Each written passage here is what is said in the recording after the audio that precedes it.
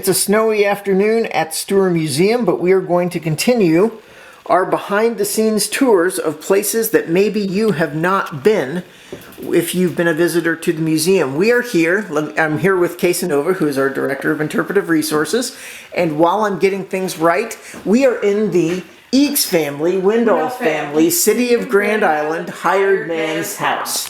It's a mouthful, but that's where we are. So, Kay, you were telling me off camera a little bit about this structure, that this was originally, and we'll take a look around, but this was originally a much smaller structure than what it is right now. Yes, it was. We are standing in the portion that is yet again another one of the original settlers' cabins that we have on the museum grounds. This structure was built in 1859 by Frederick Bocce. Bocce was one of the original settlers that came in 1857. Bocce's claim was very close to the Mink claim. They were very close neighbors. This room that we're standing in was originally two rooms. If you look at the floor, you can see where the center log partition came out, and you can right there. Kind of figure out where the doorway, because the doorway was a bigger section, that went between the two rooms. It was very much like the Mink cabin in its original layout. Bocce, unfortunately, did not survive very long here in Hall County. He took his own life by taking poison down by the river. Sometime before, I think, or shortly after the 1860 census, because I think he shows up on that one.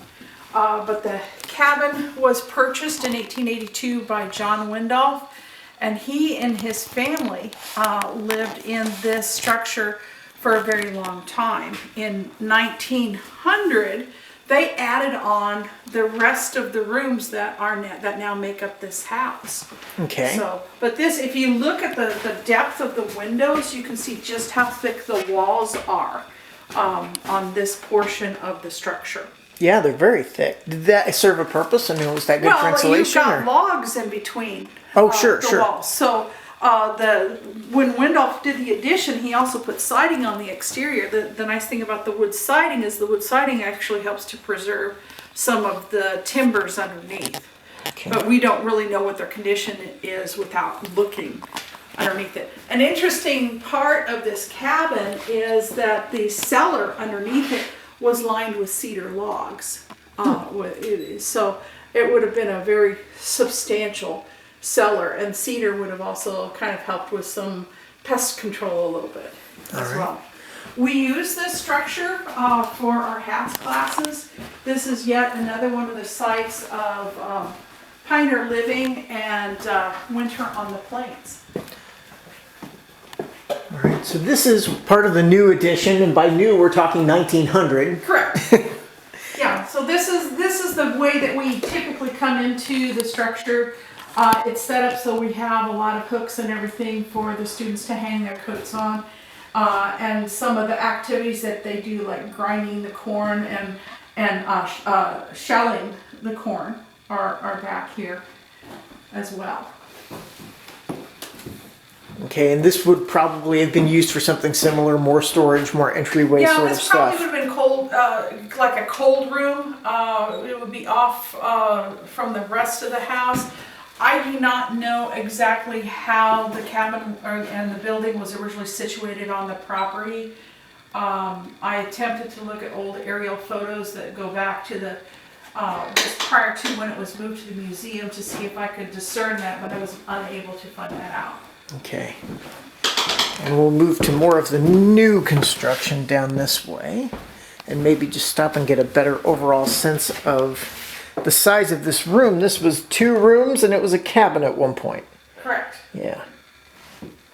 All right, so as we move through here, okay, so I've got a question about this. This is colored glass? Is this the kind of thing that... Well, it's stained glass, yeah. And this door, this is a kind of one of the styles of doors that you see as an entryway. You've got the window so that you can see out. I do not know if this is the original door to this structure or not. Sure. But it's the door that we have on it for right now.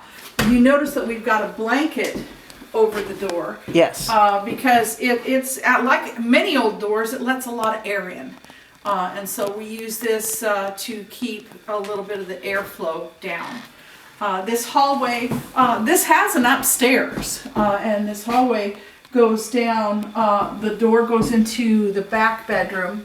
That is blocked off. Yeah, But and then there is a steps to go up.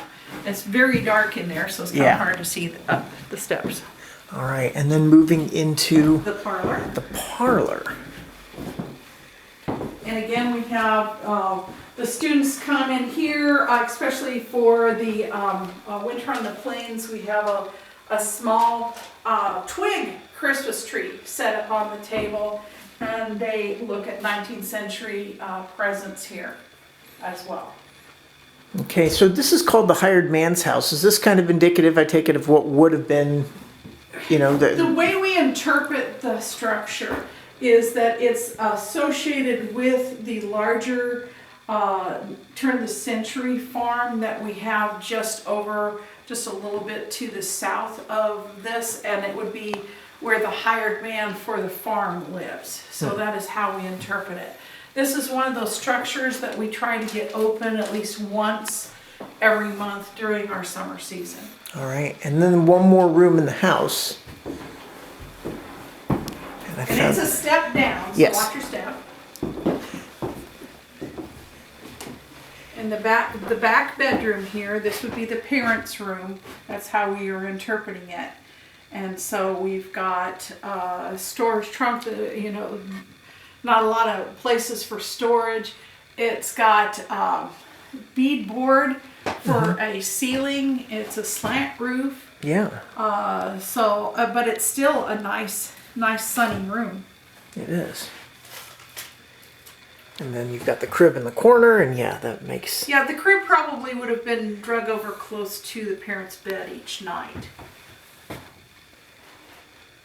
All right, so when we open back up, we will be, once a month or so, we'll try to get this building open. And We have not determined exactly what and how much we'll be opening this summer yet. of course, that's right. So, all right, well, we will come back with another behind-the-scenes tour in a bit, probably on Monday. But thank you for watching, and we hope everyone is staying safe and well.